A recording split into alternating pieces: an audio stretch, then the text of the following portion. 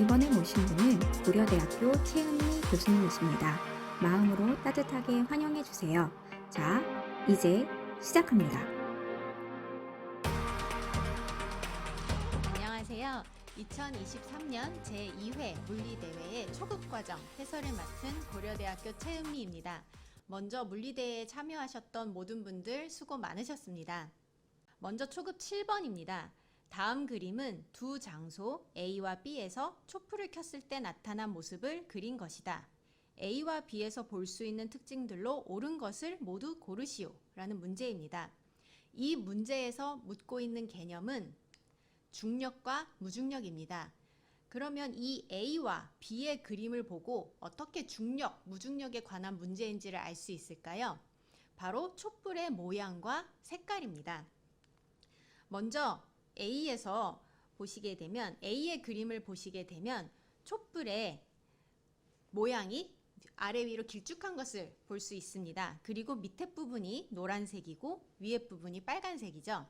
반면에 B는 동그랗게 모양이 나와 있고 그리고 가운데가 노란색이고 바깥 부분이 빨간색입니다.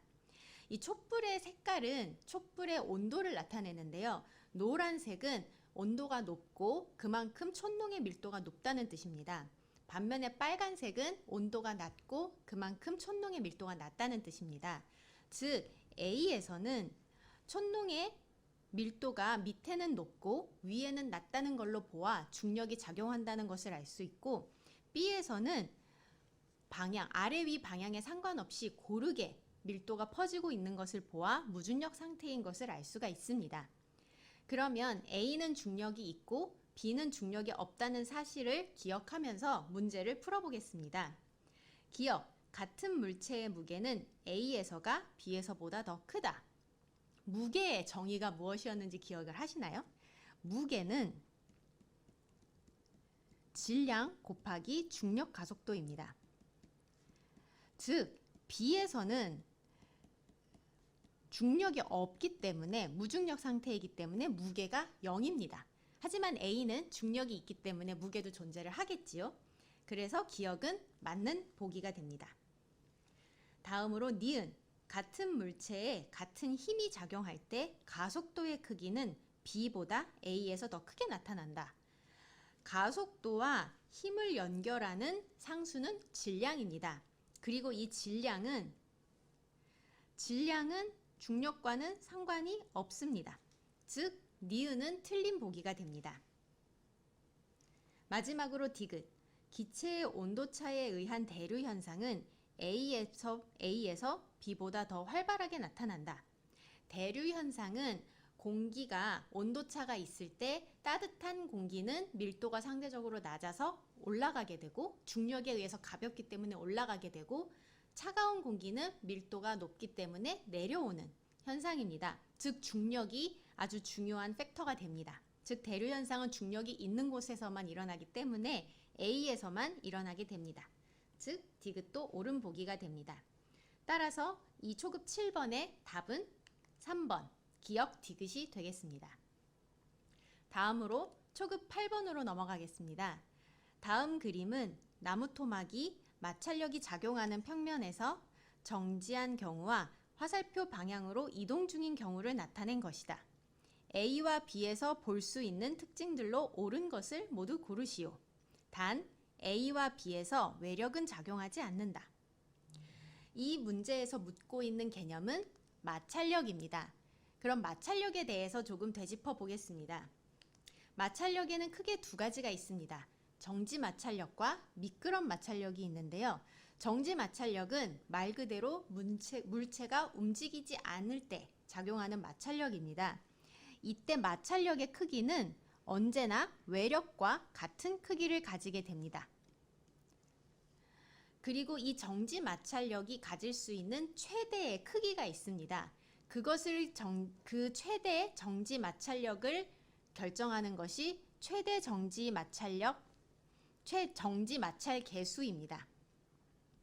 이 최대 정지 마찰력 이상의 외력이 가해지게 되면 물체는 움직이기 시작합니다. 반대로 물체가 움직이고 있을 때 작용하는 마찰력을 미끄럼 마찰력이라고 부릅니다. 그리고 이 미끄럼 마찰력은 외력과는 상관없이 언제나 일정한 크기를 가지고 있습니다. 이 미끄럼 마찰력을 결정하는 계수를 미끄럼 마찰 계수라고 부릅니다. 이때 중요한 것은 미끄럼 마찰 계수는 언제나 정지 마찰 계수보다 작다는 것입니다. 이 사실을 염두에 두고 문제를 풀어보도록 하겠습니다. 기억, A에 작용하는 마찰력의 크기는 0이다. A는 물체가 정지에 있죠. 그래서 정지 마찰력입니다.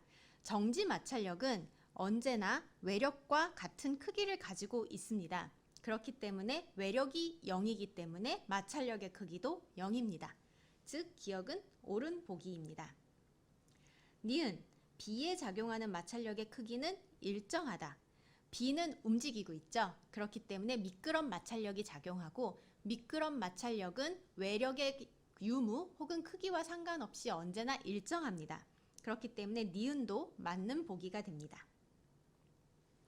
마지막으로 디귿, B에 작용하는 마찰력만큼의 힘을 A의 수평 방향으로 작용시키면 움직일 것이다. B에 작용하는 마찰력의 크기는 미끄럼 마찰력이죠. 근데 미끄럼 마찰력은 언제나 최대 정지 마찰력보다는 작습니다. 그렇기 때문에 미끄럼 마찰력과 같은 크기의 힘을 정지한 물체에 준다고 해도 물체는 움직이지 않습니다. 즉 디귿은 틀린 보기가 됩니다. 따라서 이 초급 8번 문제의 답은 2번 기억, 니은이 됩니다. 다음으로 초급 9번 문제입니다. 다음 설명은 용수철의 탄성력과 탄성 위치 에너지에 대한 설명이다. 설명을 바탕으로 용수철에 연결된 물체를 평형 위치로부터 압축시켜 정지한 상태를 A, 이후 가만히 놓은 뒤 물체가 오른쪽으로 이동하는 어느 순간을 B로 나타낸 것이 아래 그림이다. 이에 대한 보기의 설명 중 옳은 것을 고르시오. 이 초급 9번 문제는 탄성력과 탄성 에너지에 대하여 묻고 있습니다. 탄성력은 이 본문에 설명에서 나와 있듯이 용수철이 평행 위치에서 늘어나거나 압축하게 되면 평행 위치로 돌아가고자 하는 힘입니다. 그때의 힘은 간단하게 이런 식으로 쓰여집니다. 마이너스 kx라고 쓰여지고 여기서의 k는 용수철 계수가 됩니다. 탄성 계수 혹은 용수철 계수가 됩니다. 그리고 보시는 바와 같이 탄성력 F는 X에 비례하는 크기를 가지고 그 방향은 X와 반대 방향입니다. 그리고 이렇게 탄성력을 가진 용수철에는 탄성 에너지가 있습니다. 이 탄성 에너지는 2분의 1 kx 스퀘어라고 쓰여지게 됩니다. 그리고 이렇게 용수철을 한번 압축시켰다가 놓게 되면 탄성력에 의해서 이제 용수철이 다시 돌아가면서 물체가 움직이게 되는데요. 이때 운동 에너지도 나오게 됩니다. 그러면 이 시스템의 총 에너지는 용수철이 가진 탄성 에너지와 물체가 가진 운동 에너지의 합으로 나타낼 수 있습니다. 그러면 이와 같은 사항을 머리에 두고 보기를 풀어보겠습니다. 기억, A와 B에서 작용하는 탄성력의 방향은 같다. A와 B의 위치를 보시게 되면 A와 B 모두 기준점에서 왼쪽에 위치하고 있습니다. 즉 탄성력의 방향은 둘 다 오른쪽으로 작용하게 되겠죠? 즉 A와 B에서 작용하는 탄성력의 방향은 같습니다. 즉 A는 옳은 보기입니다. 니은, A에 저장된 탄성 위치 에너지는 B보다 크다. A와 B의 위치를 비교해 보시면 A의 경우가 기준점에서보다 더 멀리 떨어져 있습니다. 그렇기 때문에 A에 저장된 탄성 위치 에너지가 더 큽니다. 즉 니은도 옳은 보기입니다. 마지막으로 디귿, A의 탄성 위치 에너지와 B의 운동 에너지는 같다. 이 부분은 조금 더 이제 저희가 생각을 해봐야 되는데요. 제가 아까 총 에너지가 탄성 에너지와 운동 에너지의 합이라고 말씀을 드렸지요. 그러면 구체적으로 식을 써보면 탄성 에너지는 위에 나온 것처럼 2분의 1 kx 스퀘어의 x제곱이고 운동 에너지는 2분의 1 질량 곱하기 속도의 제곱이 됩니다. 그리고 A의 경우에는 물체가 최대로 용수철이 최대로 압축된 상태이기 때문에 A의 경우에는 물체가 움직이고 있지 않습니다. 즉 모든 에너지가 탄성 에너지지요. 총 에너지가 탄성 에너지가 됩니다.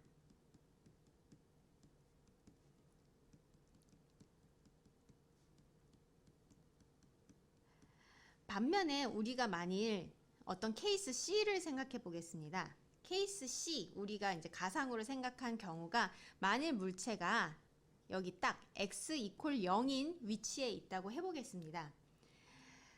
그 경우에는 모든 에너지가 더 이상 탄성 에너지는 0이겠죠. x는 0이기 때문에 그 얘기는 모든 에너지가 운동 에너지라는 얘기입니다.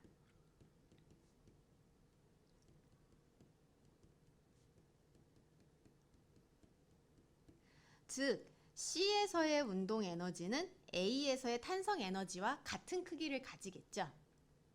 그런데 B의 경우에는 A와 C의 중간입니다. 즉 X가 0이지도 않고 V도 0이지 않습니다. 즉 총 에너지는 정말 탄성 에너지와 운동 에너지의 합이 되고 그 경우 B의 운동 에너지는 당연히 A의 탄성 에너지보다는 작게 됩니다. 즉 디귿은 틀린 보기입니다. 따라서 초급 9번의 정답은 3번 기역과 니은입니다.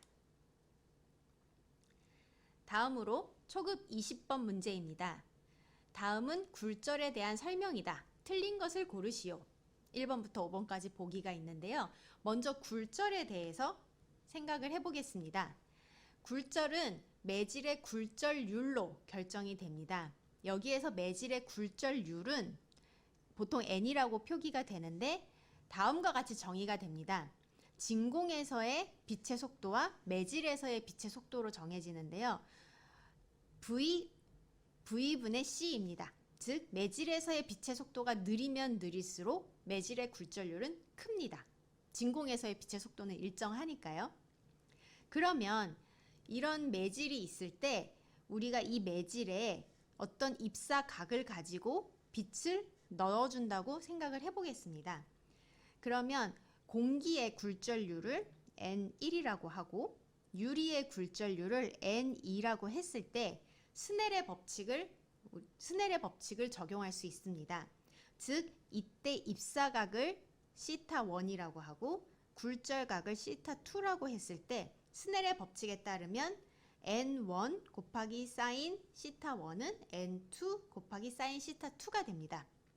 즉 이 왼쪽 그림 같은 경우는 N1이 N2보다 작을 경우에 빛이 굴절하는 모습을 보여주고 오른쪽 그림 같은 경우는 반대로 N1이 N2보다 클 때의 경우를 보여주게 됩니다. 이와 같이 굴절률에 의해서 빛이 매질로 들어갈 때 꺾이는 현상을 굴절이라고 부르는데요. 이 굴절은 보시게 되면 입사각에 의존을 하게 됩니다. 그런데 만일 입사각이 90도라면 어떤 일이 벌어질까요? 입사각이 90도라면 사실은 스넬의 법칙은 적용되지 않습니다. 입사각이 90도가 아니죠. 죄송합니다. 입사각이 0도입니다. 제가 잘못했네요. 입사각이 0도일 때를 생각해 보겠습니다. 즉 빛이 매질의 수직으로 입사하는 경우를 생각을 해보면 이 경우에 사인 θ0는 0이죠. 그리고 그러면 이 사인이 0이기 때문에 필연적으로 사인 θ2도 0이어야만 합니다. 즉 θ2도 0입니다. 이 얘기는 빛이 그대로 직진을 한다는 이야기가 되면서 굴절이 일어나지 않는 게 됩니다. 그러면 이렇게 기본적인 개념을 살펴봤으니 문제를 풀어보도록 하겠습니다. 1번, 파동이 두 물질 사이의 경계면에서 입사할 때 항상 일어난다. 이거는 어떨까요? 사실 틀렸죠. 왜냐면 제가 방금 말했듯이 ip사각이 0도라면 굴절은 일어나지 않습니다. 따라서 1번은 틀렸습니다. 바로 정답이 나왔네요. 그래도 끝까지 저희 한번 보겠습니다. 2번, 굴절률이 1을 초과하는 물질 속에서 빛의 속력은 느려진다. 이거는 맞지요. 굴절률은 매질에서의 빛의 속도 분의 진공에서의 빛의 속도이기 때문에 굴절률이 1을 넘는다는 얘기는 물질 속에서의 빛의 속력이 진공보다 느리다는 이야기입니다. 따라서 2번은 맞습니다. 3번, 굴절 현상은 볼록 렌즈의 설계에 중요한 역할을 한다. 볼록 렌즈는 우리가 빛을 예를 들어 이렇게 생긴 볼록 렌즈가 있을 때 빛을 모아주는 역할을 하죠. 이때 빛이 모이는 원리는 이 렌즈를 구성하는 물질이 유리 혹은 다른 매질이고 이 매질의 굴절률이 1보다 크기 때문에 일어나는 현상입니다. 즉 굴절을 적극적으로 활용한 거죠. 따라서 3번도 맞습니다. 그다음 4번, 사막에서 볼 수 있는 신기루 현상에도 굴절이 관련되어 있다. 이것도 맞는 보기입니다. 보시게 되면 이 왼쪽 그림이죠. 왼쪽 그림에서 보게 되면 신기루 현상은 공기의 밀도가 급격히 변하는 환경에서 일어나는데요. 특히 사막 같은 데서 많이 보이죠. 사막 같은 경우는 지면이 아주 뜨겁습니다. 모래 위기 때문에.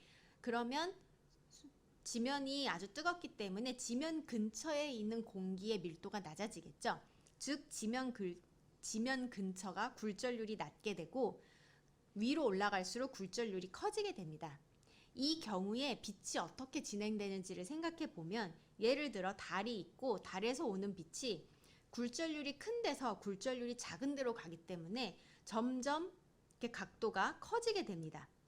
그러다가 어느 순간에 너무 커진 나머지 반대로 꺾이게 됩니다.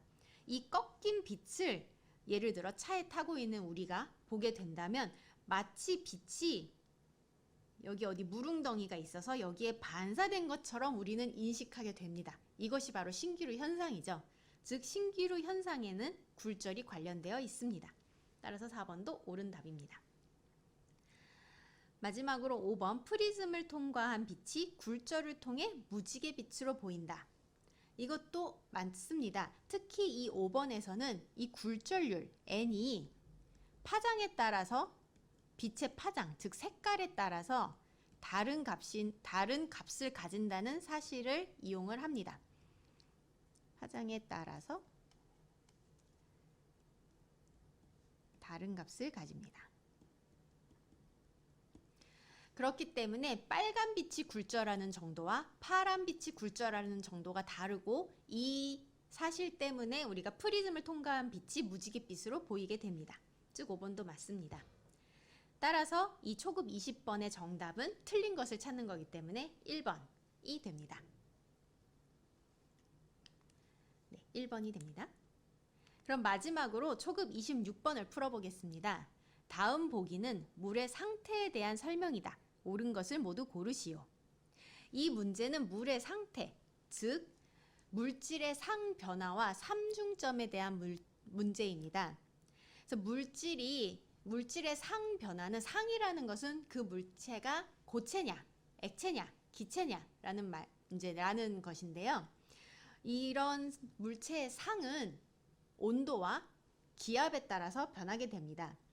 여기 이 그림을 보시게 되면 가로축은 온도이고 세로축은 기압입니다. 압력입니다. 압력이라 쓰는 게 낫겠네요. 압력입니다. 이 경우 어떻게 물질의 상이 변하는지를 보여주는데요. 예를 들어서 우리가 잘 아는 녹는 점을 생각을 해보면 이 초록색 선에 해당합니다.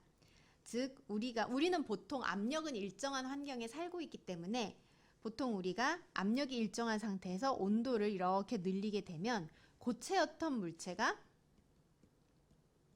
액체가 되게 됩니다. 이 초록색 선을 지나면서 그럼 이 초록색 선이 녹는 점을 나타내게 됩니다. 그리고 또 우리가 자주 보는 현상은 액체가 기체가 되는 현상인데요. 예를 들어서 우리가 이 기압에서 이번에도 기압은 일정하고 온도를 변화시킬 경우에 액체에서 파란색 선을 지나면서 기체로 변하는 것을 볼 수 있습니다. 그럼 이 파란색 선이 끓는 점을 나타내는 거겠죠. 이런 식으로 우리가 이제 물질의 상이 어떻게 고체에서 액체로 변하는지, 액체에서 기체로 변하는지를 알 수가 있습니다. 그리고 보시게 되면 이 그래프에서 재밌는 포인트가 있는데요. 바로 이 삼중점입니다.